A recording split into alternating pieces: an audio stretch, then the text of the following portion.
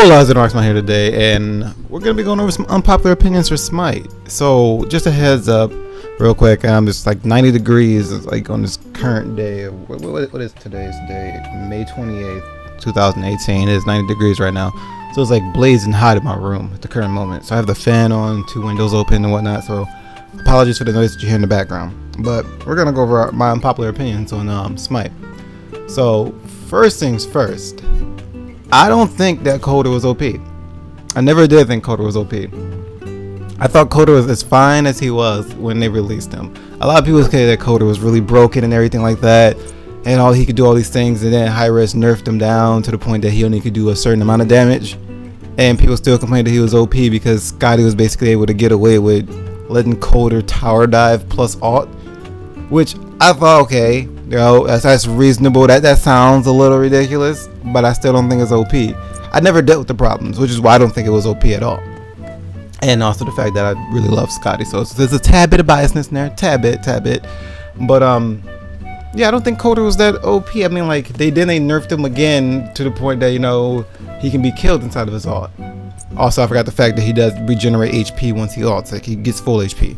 So I personally feel like the change they could have done was that, you know, he still stays damn near invincible in his ult. It's just that if he's hit by tower, it depletes his HP, or if he's inside tower, his HP gets depleted.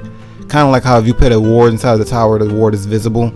So if Coder goes the tower dive in his ult gets burnt out, his HP gets burnt out. They could have done something like that instead of, you know, doing what they did now. But that's my unpopular opinion on Coder. So another thing I want to go over is Chernobog.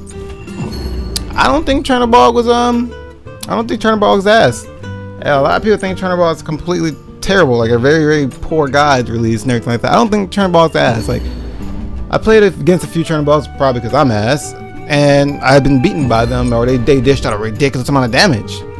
I personally don't think the guy is trash. His ult is a lot better than people think. You will be amazed. You will be amazed at how many people fear a Chernobog with no HP coming at them in the ult. And you also be amazed at how many people will walk past a Chernobog who ults towards them. His ult is, in my personal opinion, it's not even used as the way it's supposed to be intended to use, which is attack people. His ult is actually just used for getting away, or just to fool people.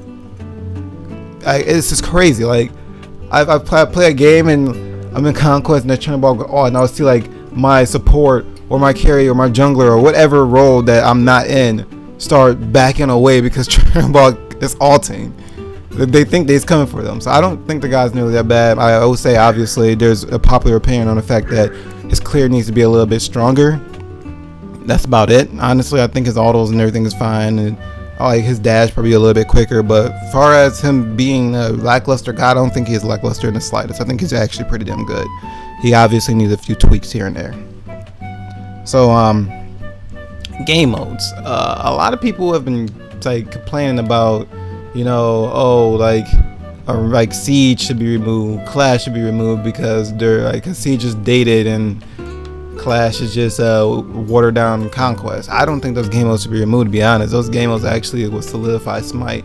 You remove those game modes. This is not even an unpopular opinion. This is like a mixed opinion. People argue against it. People argue for it.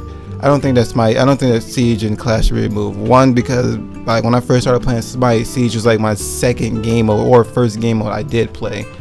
Then obviously Arena and Joust being the other ones. I didn't play Conquest. The reason I played those game modes is because of the fact that I like the way that Siege look, and I love Mayan, the Mayan Pantheon. And the reason I played Arena and Joust is because they train you on playing Arena and Joust in the training mode.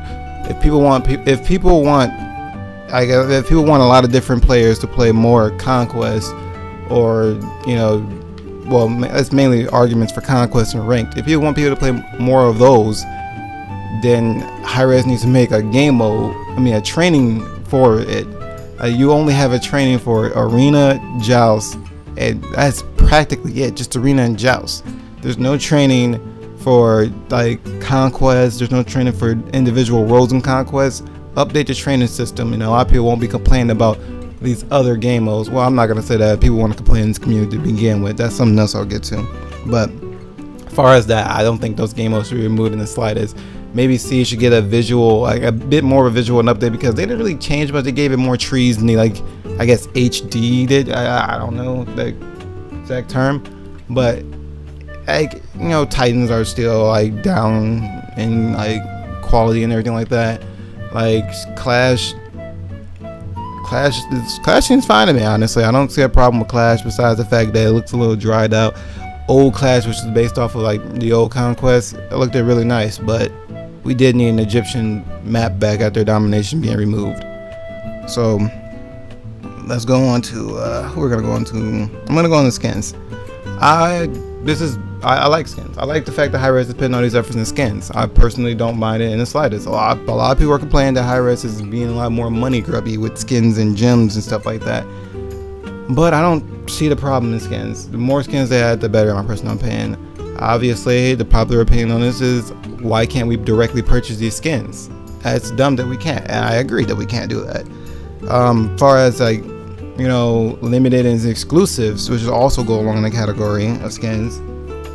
Exclusive, I don't even know what exclusive means anymore. A lot of people have this argument, and exclusive is supposed to be, you know, you can get it, but during promotional events or during chest events or just like stuff like that, like high-res events, promotional things, and chest.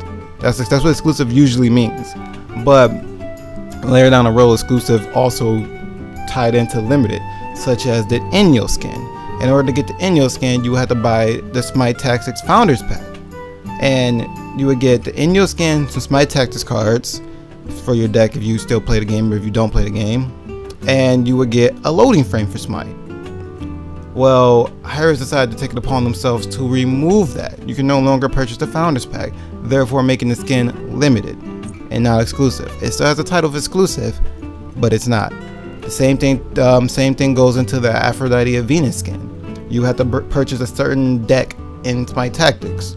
It's no longer available to those who didn't purchase it. Luckily for me, I was able to get Inyo and Aphrodite. I mean Inyo and Venus. So I don't have to worry about the exclusive limited problem.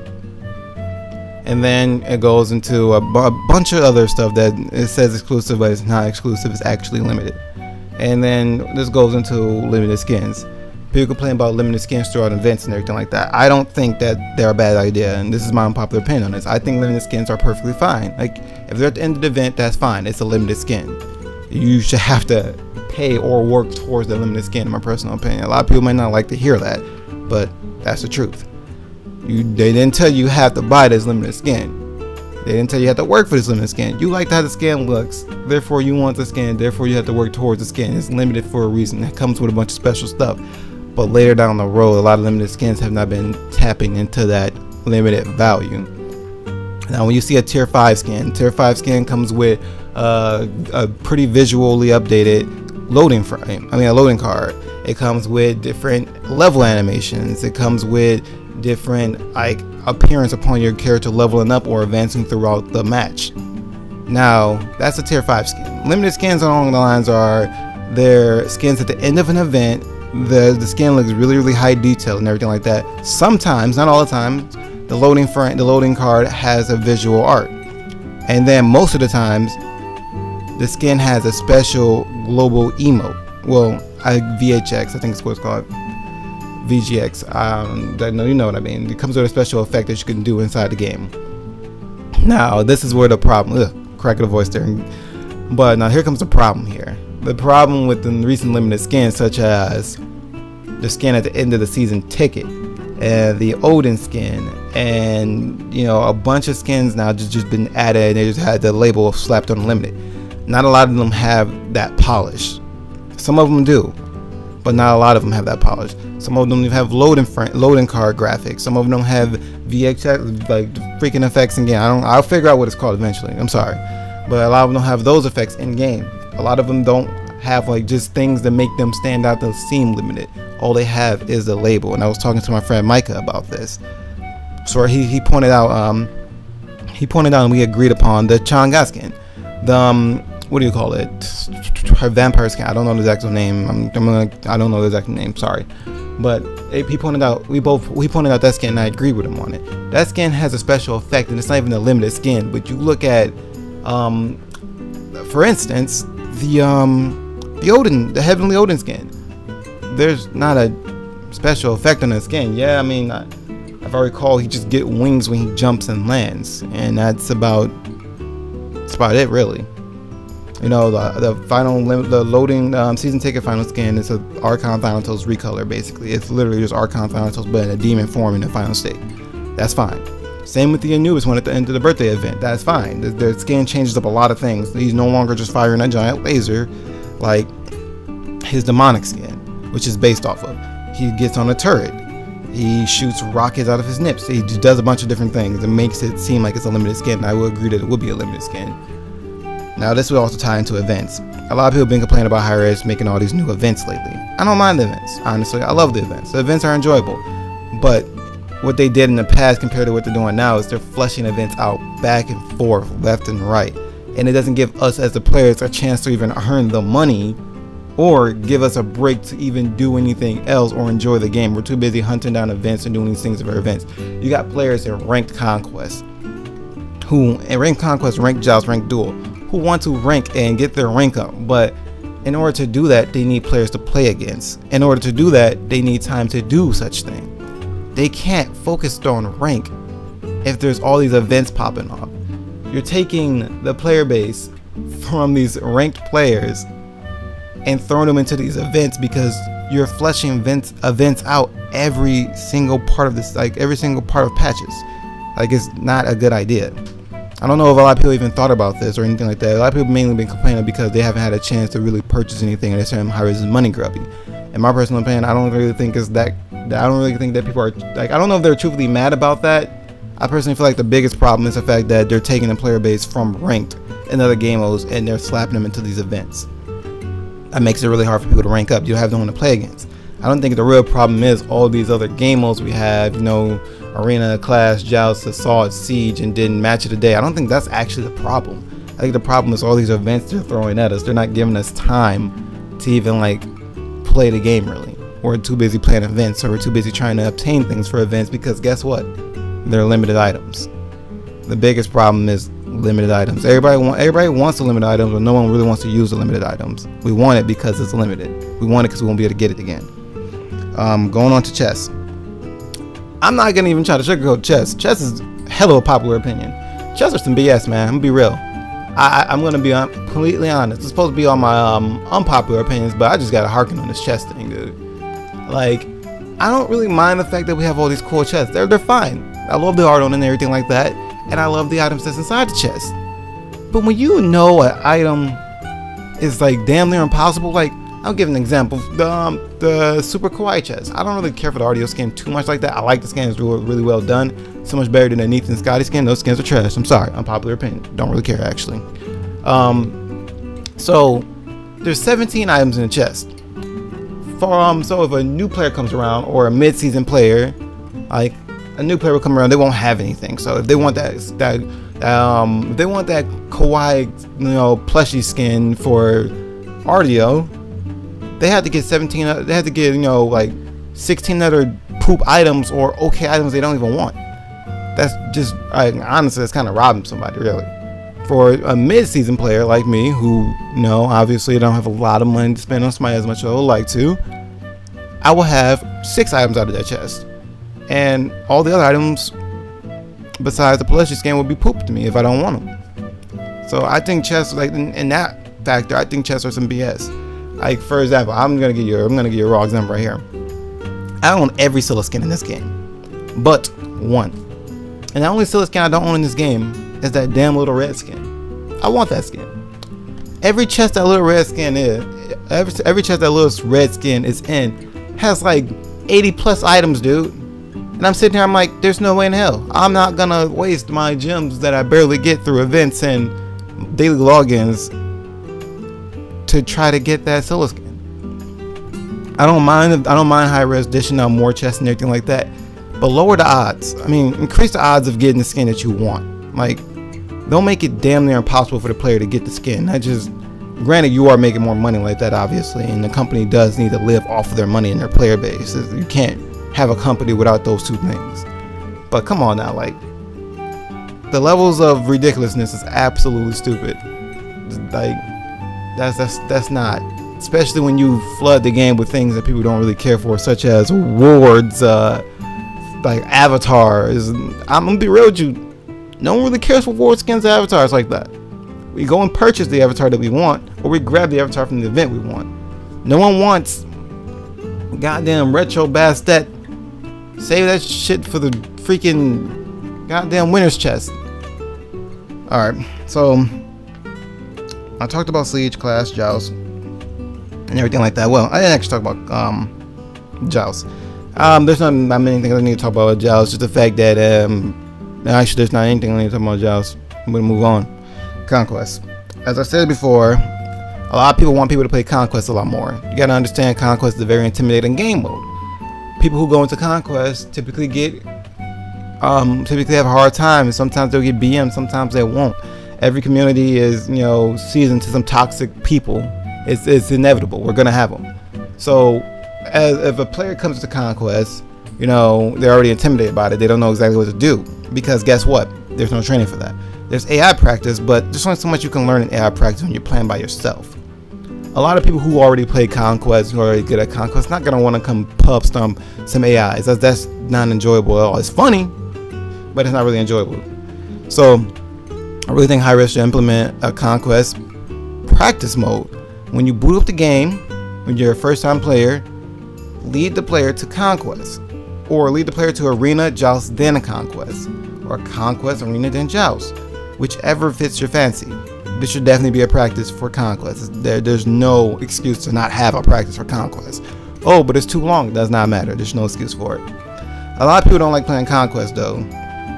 As like I said, intimidation factor, and because sometimes people don't have the time to dedicate to Conquest. When I first started playing Smite, I didn't want to play Conquest due to the fact that I don't like how slow Conquest starts up, which is why I'm a huge fan of Siege. Siege is really, really fast paced. Everything picks up really, really fast, and you get into the action really fast. Sometimes Siege can be one-sided. If a Phoenix goes down and the enemy team has a Juggernaut or two, you best to believe they're gonna either take the game or they're gonna burn through your other Phoenix and kill some of your people while you're trying to take out Juggernauts. Doesn't guarantee your loss, but it definitely, puts you under the grave for a bit of time before you can make some form of a comeback. But I don't mind that in the slightest. It's really fast paced. That's what I like so much about Siege. Now, Conquest on the other hand, it takes a little longer to get into. You start at level 1, you build gold, you're laning most of the time, and that's not a bad thing. It really isn't. I play Conquest up to date now. I play a decent amount of Conquest. Don't play more than Siege, but I do play a lot of Conquest now. It took me to watch more streamers and talk to my friends and play games with my friends for me to play more Conquest. But yeah, implement a game mode, implement a practice mode for Conquest so people can get into it. Arena is a big topic as well. A lot of people complain that Arena is a trash game mode. A lot of people complain that people who play Arena don't have skill. All of that is BS. Arena is not a trash game mode. People who play Arena does not have shit skill. They have great skill, in my personal opinion. They know how to kill people, don't they? They may not know how to lane, but they know how to kill, and they somewhat know how to build. And they also know how to run.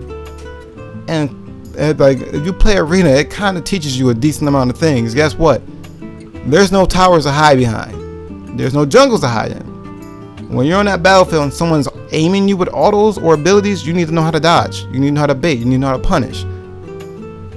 Arena players learn that. I'm not saying people in lane maps can't learn that either. You can learn it in lane maps too. I would say it's a bit easier to learn it in Arena because there's nothing you can hide behind besides your teammates. It also teaches you how to collapse on people. God damn it, I hate Arena for that main reason, which is why I don't play it. You play Arena,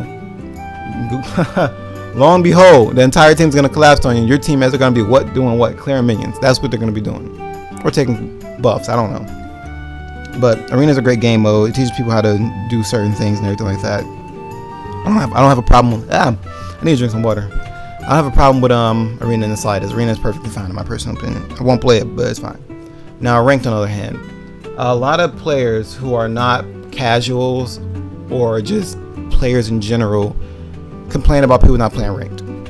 You can't get mad at players for not wanting to play a rank because you want more people in your ranked games.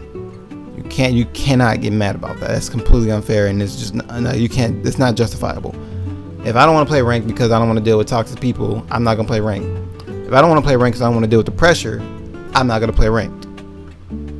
Now, I personally feel like I don't understand Hi-Rez's main reason for not allowing you to play with a full party and conquest ranked, but I think it sucks. Honestly, I feel like you should be able to play with a full party. I don't know the reason why you can't. I think it has to do something with matchmaking and queuing and finding people along your rank skill or some shit like that. I honestly don't know. But I feel like you should be able to queue with a full party. You can do it with Joust, but you can't do it with Conquest. Now, like I said, a lot of people don't want to play ranked. It's the same thing that harkens to Conquest, but it's a lot worse. A lot of people don't want to touch rank at all because guess what? You touch rank, you're put in a situation of picks and bans. You may not know that. You have to learn that. You're put in a situation where people take the game extremely serious to the point that they're telling you that your mom should die, or that you should die, or die from cancer, and all these other toxic things. No matter what game you play, I don't care what game you play. You could play freaking Smash Bros. If Smash Bros had a rank system, best believe you're being called something toxic online right now. If freaking Mario Party had a rank mode, you're getting called something toxic. Obviously, Overwatch, you play that rank, you might as well just mute everything. Same with League of Legends. Rank brings out the worst in people. I'm not saying everybody in rank is toxic, because everyone in rank isn't toxic. I played against some pretty cool ranked people, in fact. And I'm not going to even deny it. I was toxic in rank a few times. May not have been toxic directly towards a person, but you best to believe I was beating my ass off behind the microphone with it muted. But that's just how rank does a person. Like, not everybody is affected by it. Not everybody is a toxic player in rank. But you will find a lot more toxic people in the rank than you would in casuals. And that pretty much scares away those people who want to play rank, the toxicity and the huge learning curve behind it. There needs to be practice modes for this such thing. And sometimes people do need to suck it up and just go into it and try it out. And then sometimes it's for people, sometimes it ain't for people. But don't get mad at the community because the community doesn't want to play that game mode. Now the community in terms. This is the great thing. The community is kind of the backbone of Smite. The heart of it and everything like that. But it's also the virus of Smite. A lot of people, praise Hi-Rez. Well, not necessarily Hi-Rez. I ain't gonna say Hi-Rez. A lot of people praise, the Smite team, the Paladins team, the Smite Hand of the Gods team. A lot of people praise those people. Now, the community is also pretty toxic as well, obviously. Such as, oh my god, this game is dead. Oh my god, Hi-Rez fix your shitty problems. Oh my god, Hi-Rez is money grubby. Oh my god, Hi-Rez doesn't know how to make any things anymore. Oh my god, they're killing the game. Everything like this game's dead. This is that. Bug is this, bug is that.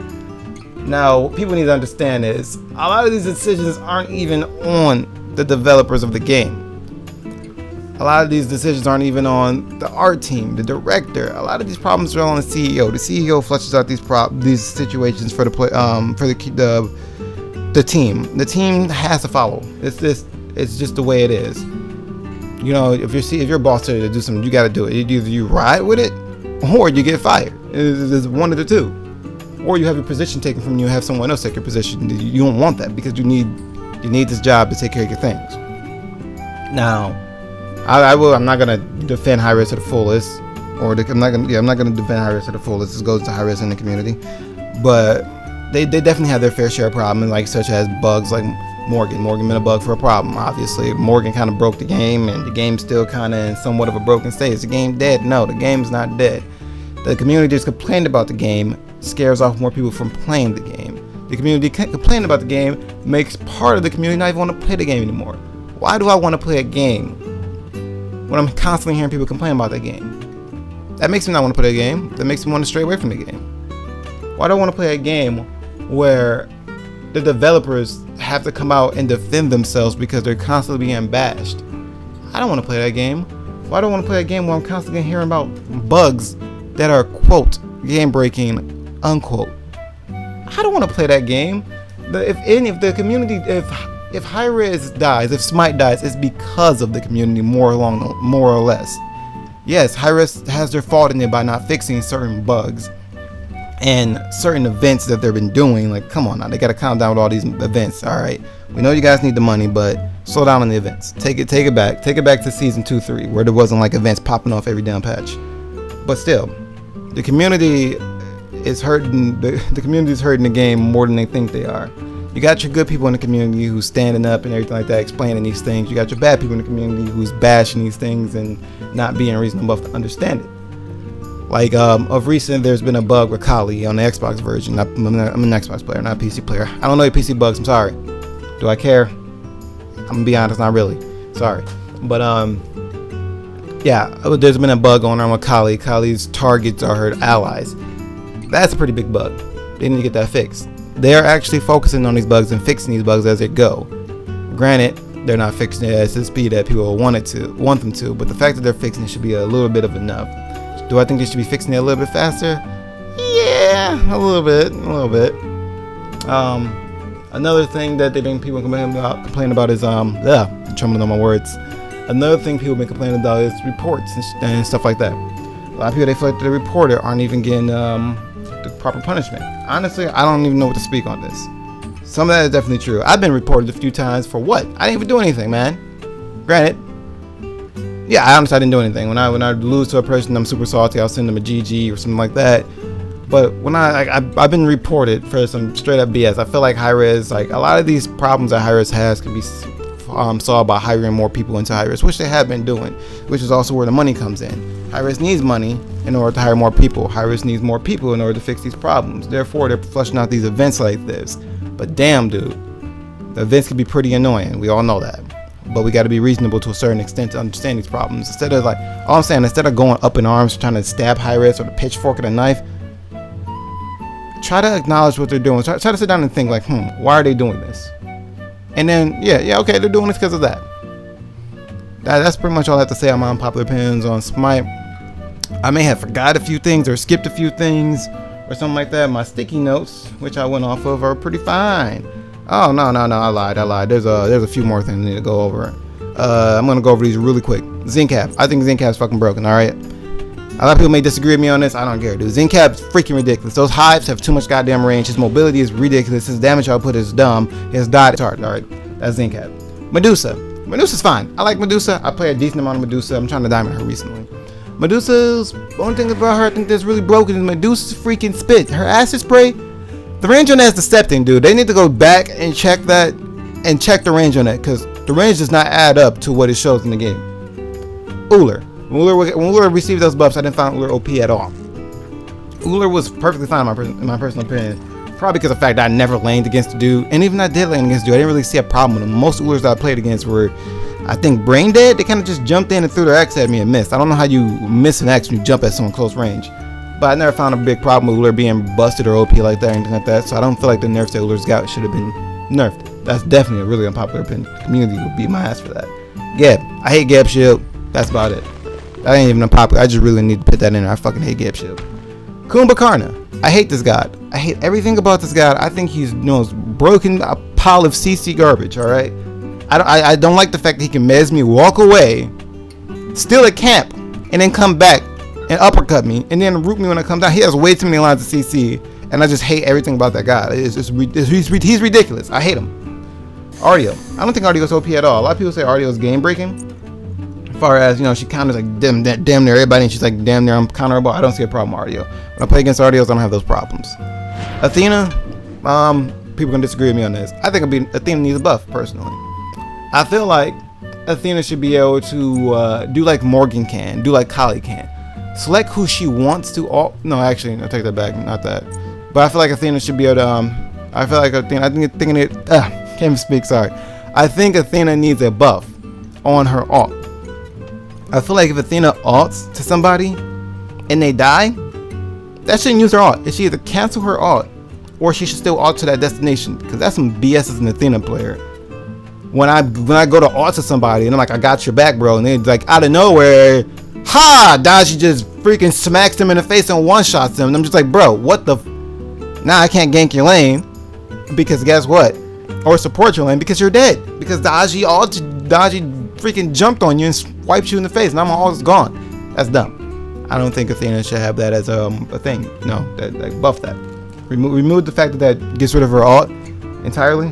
Cancel her ult, or allow her to go to that destination still. Capri. I love me some Capri, alright? Just like Athena, they're both my diamonds, my Diamond Guardians. I don't think Capri should have been nerfed nearly as bad as he was in the past. Granted, no, those first like 3 nerfs were fine. Capri was freaking ridiculous, alright, I gotta agree with that. But Hi-Rez pursued to beat him.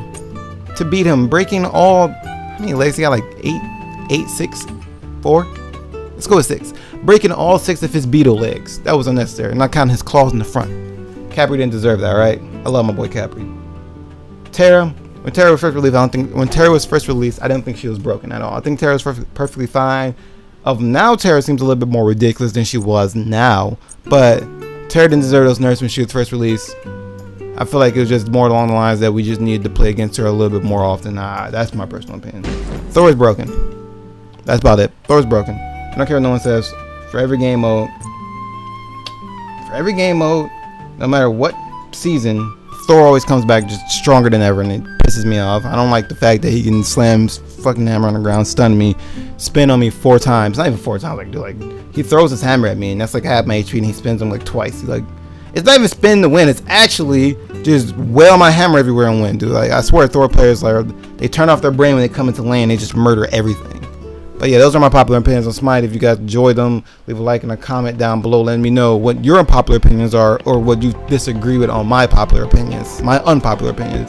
Leave a dislike if you don't like this. I don't mind getting dislikes. Leave a like or a dislike, depending on how you feel about it. But if you leave a dislike, let me know why you left the dislike. I really would like to know so I can improve upon what I'm doing. And as usual, have yourself a nice day.